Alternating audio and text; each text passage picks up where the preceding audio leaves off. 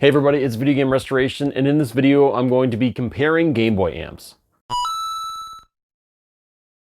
Now just to clarify, this is not a review, this is a comparison. At the end of the video there isn't going to be buy this one over this one. This is just a non-biased look at all of these amps to see what best fits your needs.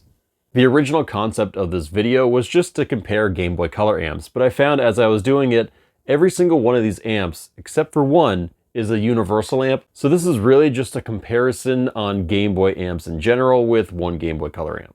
So here's how I'm going to run this experiment. First, I'm going to minimize the amount of variables as much as I can. That means I'm going to be using the same Game Boy for every single amp, the same speaker, and the same power source. The power source is going to ensure that I always have the exact same amount of voltage, and it's going to allow me to see how much amperage I'm actually using from these amps. The speaker will always be the exact same distance away from the microphone, so I'm always getting the same result. I wanted to make my recording area as quiet as possible, so I ended up turning off my radon fan. So yes, I potentially exposed myself to radioactive material for you guys. But don't worry about it, you can pay me back by liking this video.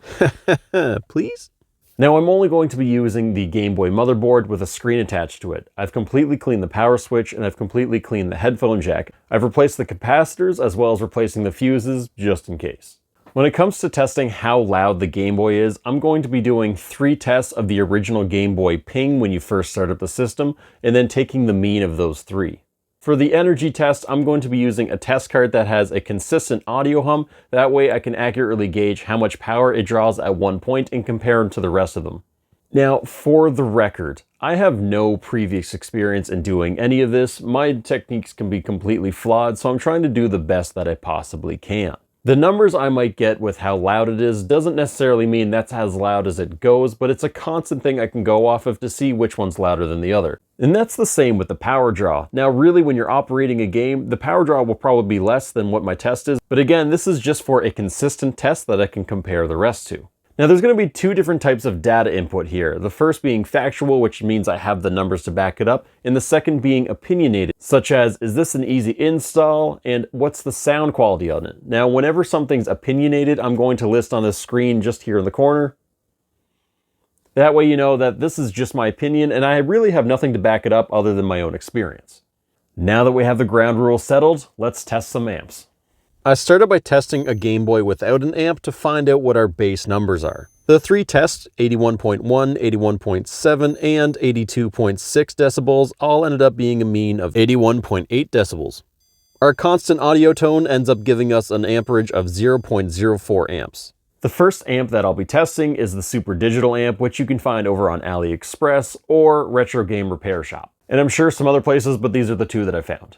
I was able to find these between 43 cents and $4. It's 16 millimeters long, 12 millimeters wide, and 7 millimeters tall at its highest point. I found the installation simple and the sound quality actually pretty good. But let's see how loud it is.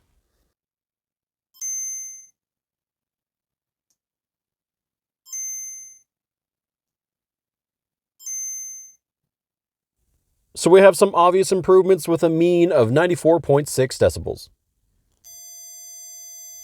Using our continuous audio tone, we get a power draw of 0.05 amps. Overall, this amp gives us an increase of 12.8 decibels and a power draw of 0.01 amps. Next, we have the ribbon amp, which is the only one in this video that is specifically made for the Game Boy Color and only the Game Boy Color. I was able to find this amp on Cloud Shop on AliExpress, Handheld Legends, and Retro Game Repair Shop. On AliExpress, this amp ranges between $2 to $4. Now I didn't bother measuring this one because it's only for the Game Boy Color and it only fits in one way, meaning it's going to fit or you're most likely doing something wrong.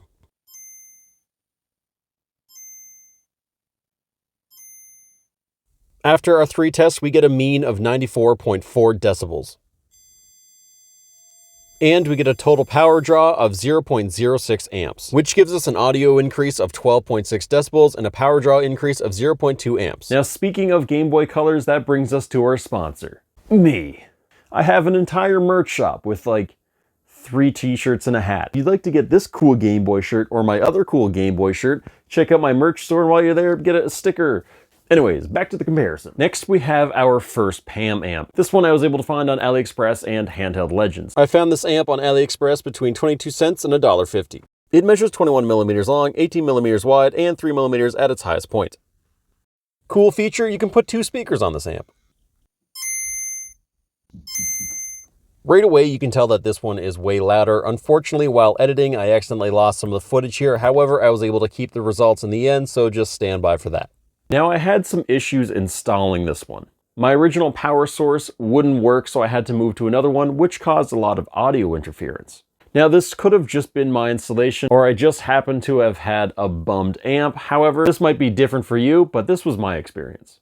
To accurately compare these, I'm only gathering data from one speaker, but I've got to try the second speaker to see what happens. So this is just to see how much louder it is and how much more power draw there is. The 2 speakers actually ended up being quieter than a single speaker, and it had a massive power draw of 0.38 amps. Now with the single speaker, I had an increase of 26.5 decibels and an increase of 0.11 amps. Our next amp is RetroSix's Clean Amp. You can find this on RetroSix's website as well as every one of their distributors such as Handheld Legend. On RetroSix's website, this sells for $13.53. It's 12 millimeters long, 10 millimeters wide, and 2 millimeters high at its highest point.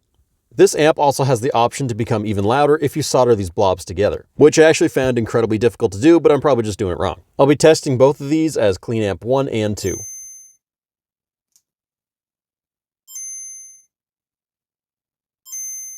For Clean Amp 1, which is our unsoldered one, we get a mean of 102.8 decibels.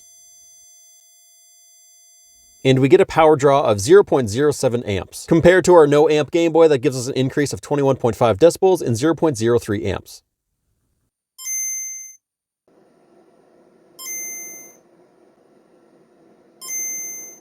Clean Amp number 2, which is the one soldered together, has a mean of 105.6 decibels. And a total power draw of 0.1 amps. This gives us an overall increase of 23.8 decibels and 0.06 amps. And our last amp is another PAM amp. Now you can find this one on Handheld Legends, AliExpress, and I believe Console 5. On AliExpress, I found this amp between 80 cents and $1. It measures 23 millimeters long, 60 millimeters wide, and at its highest point, 3 millimeters.